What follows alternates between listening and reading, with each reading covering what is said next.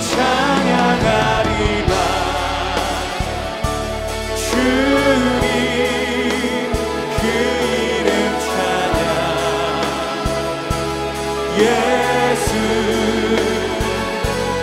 크신 주 이름 나 찬양하리라.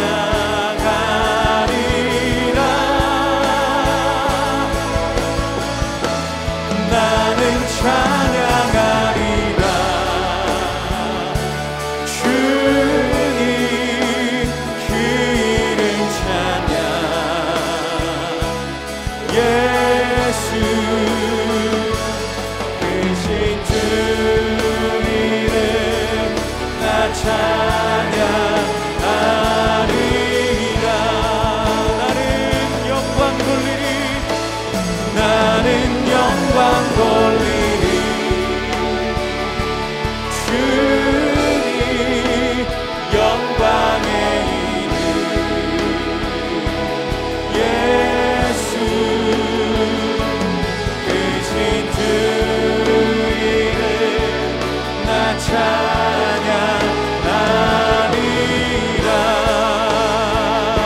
크신 주 이름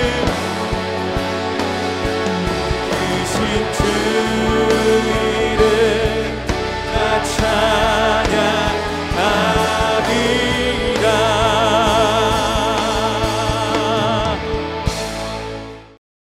제9장. 내가 그리스도 안에서 참말을 하고 거짓말을 아니하노라. 나에게 큰 근심이 있는 것과 마음에 그치지 않는 고통이 있는 것을 내 양심이 성령 안에서 나와 더불어 증언하노니, 나의 형제 곧 고륙의 친척을 위하여 내 자신이 저주를 받아 그리스도에게서 끊어질지라도 원하는 바로라. 그들은 이스라엘 사람이라.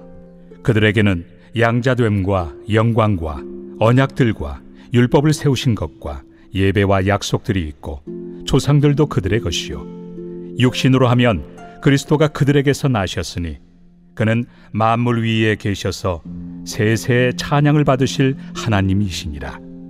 아멘. 그러나 하나님의 말씀이 폐하여진 것 같지 않도다.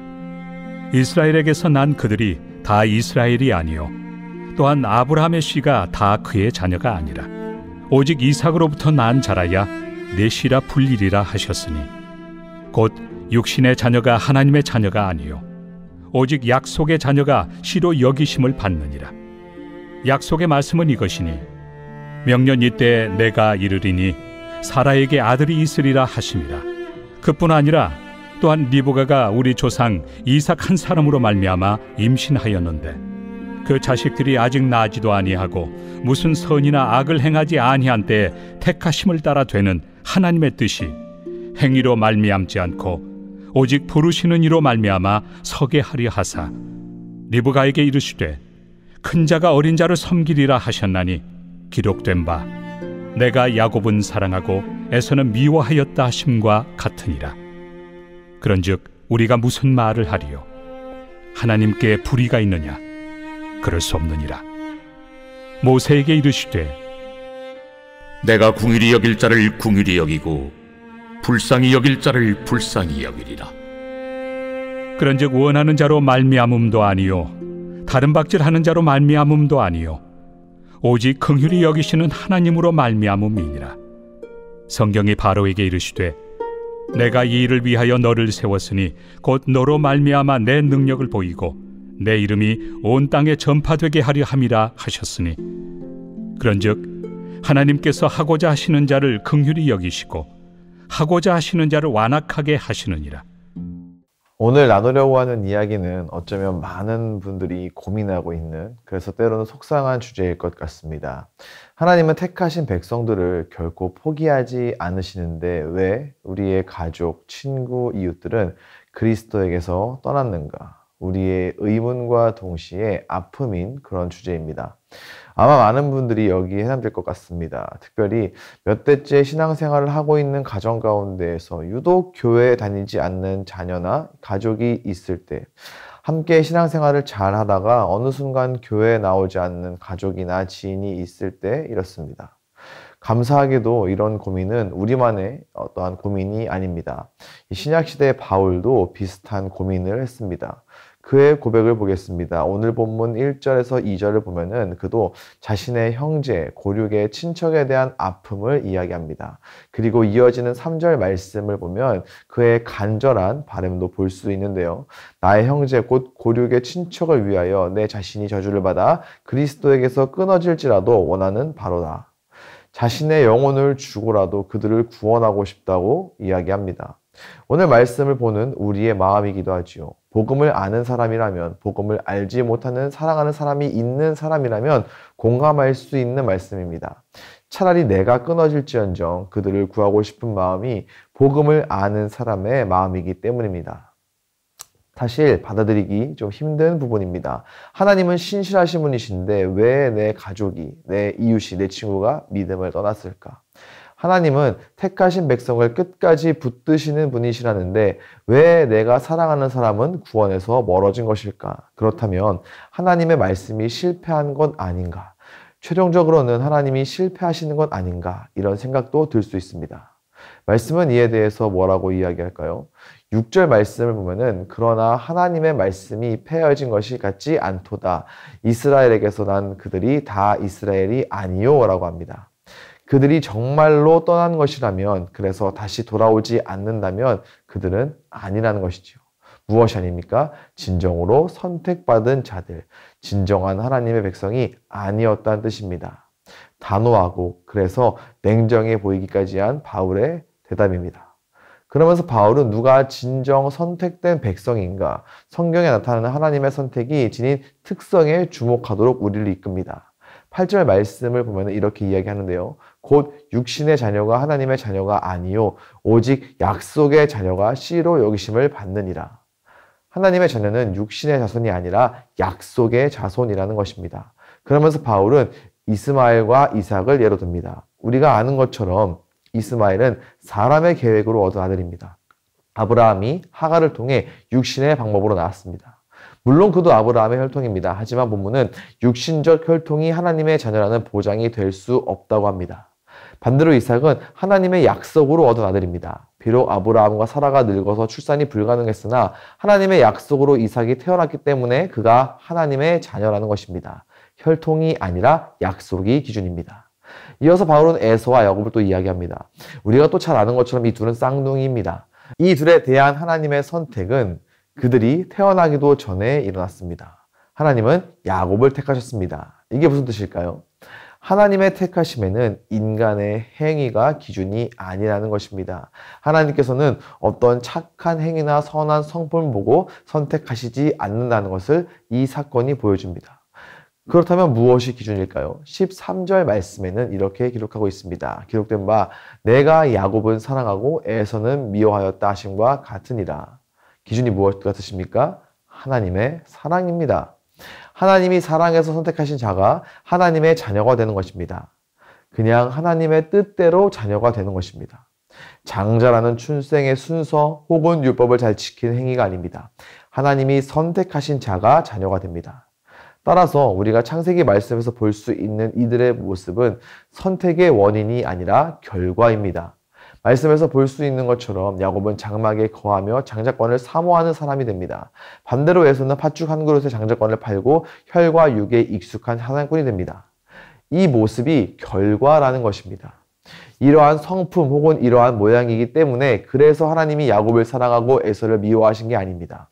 하나님께서 야곱을 사랑하셨기 때문에 선택하셨습니다. 그 선택의 결과 야곱이 이스라엘로 변화되어 간 것입니다. 에서도 마찬가지입니다. 그가 피와 육에 익숙한 사냥꾼 기질이었기 때문에 하나님이 미워하신 게 아닙니다. 하나님의 선택의 결과입니다. 선택한 야곱의 결혼에는 그냥 두지 않으시고 간섭하십니다. 에서의 결혼에는 제 눈에 좋은 대로 이방 여인과 결혼하도록 내버려 두십니다. 하나님의 선택은 도덕적인 행위 이전의 일이고 그 선택이 행동과 성품을 결정하는 것을 여실히 보여줍니다. 여기서 하나님께서 택하신 백성을 포기하지 않으심을 볼 수 있습니다. 야곱을 택하셨습니다. 그래서 야곱을 이스라엘로 변화시키시고 당신의 뜻을 이루시기까지 야곱을 포기하지 않으십니다. 따라서 하나님의 사랑에서 끊어지지 않는다는 것은 하나님의 택하심으로 인해 예수 믿게 된 사람들, 하나님의 선택으로 거듭난 하나님의 백성을 향한 약속이 됩니다. 여기에서 우리는 또 다른 궁금증이 생길 수 있습니다. 너무 불공평한 건 아닌가요? 억울한 건 아닌가요? 에서와 야곱을 보면은 야곱은 좀 사기꾼 같습니다. 속였으니까요. 그렇다면 착하게 살아도 선택하지 않으신다면, 야곱처럼 사기꾼 같아도 택해 주신다면, 즉 기준이 불공평하다면 하나님이 틀린 것 아니냐는 의문이 생깁니다. 오늘 말씀은 이에 대해서도 이야기를 하고 있습니다. 14절 말씀인데요. 그런즉 우리가 무슨 말을 하리요? 하나님께 불의가 있느냐? 그럴 수 없느니라. 무슨 뜻입니까? 하나님께는 불의가 있을 수 없다고 합니다.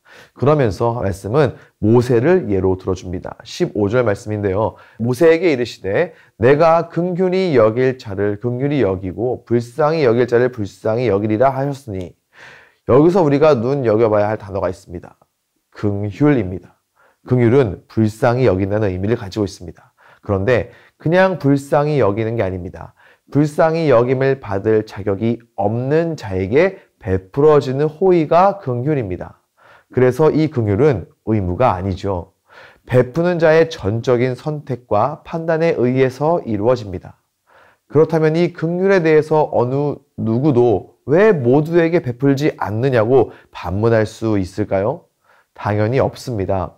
하나님의 택하심도 마찬가지입니다. 하나님의 택하심의 본질은 바로 이 긍휼입니다. 하나님이 보시기에 모든 사람은 어떨까요? 다 죄인입니다. 진노의 대상입니다.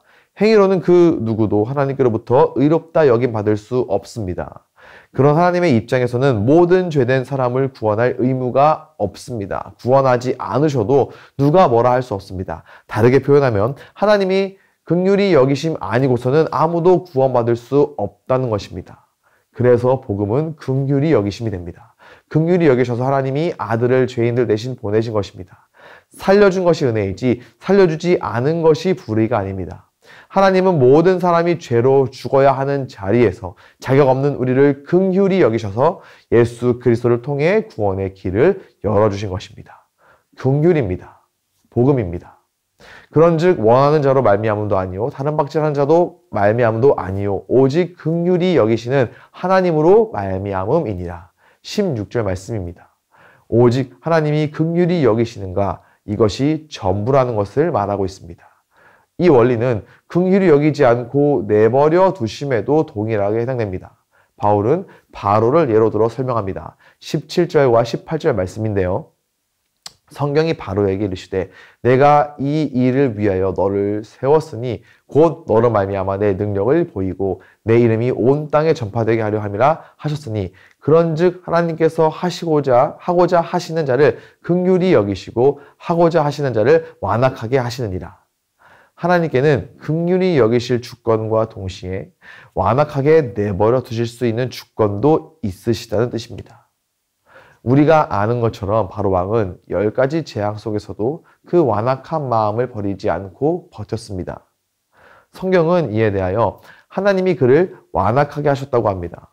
하나님이 일부러 나쁘게 만드신 것이 아닙니다. 그냥 그렇게 내버려 두신 것입니다.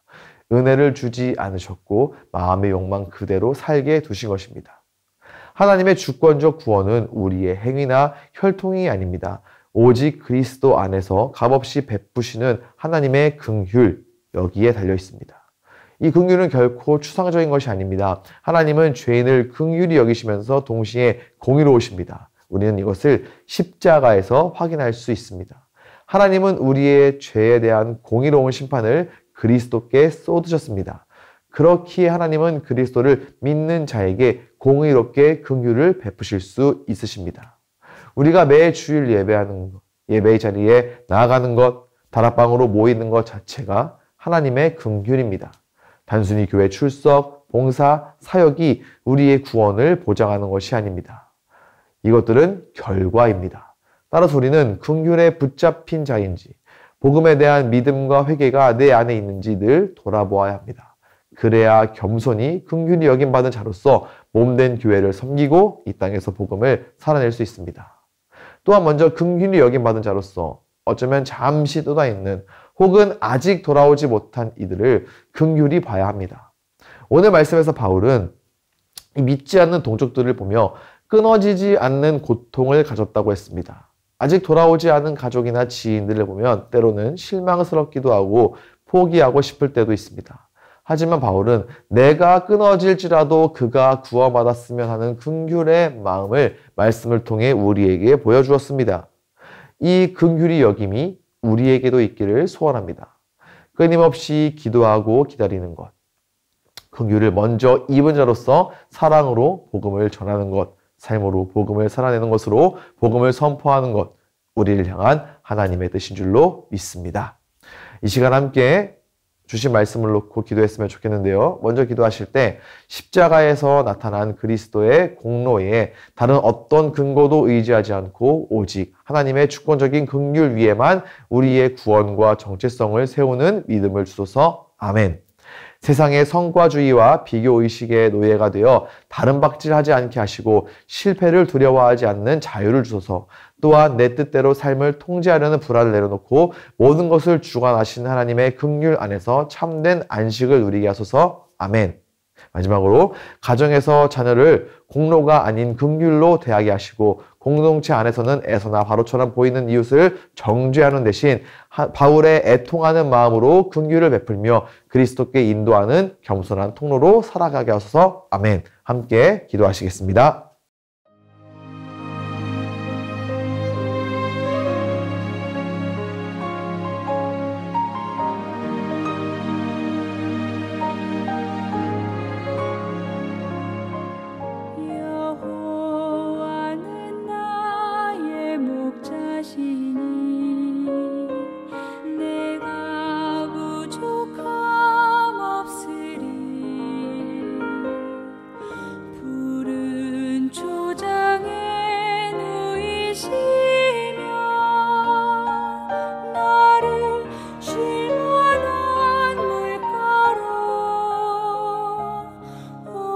주께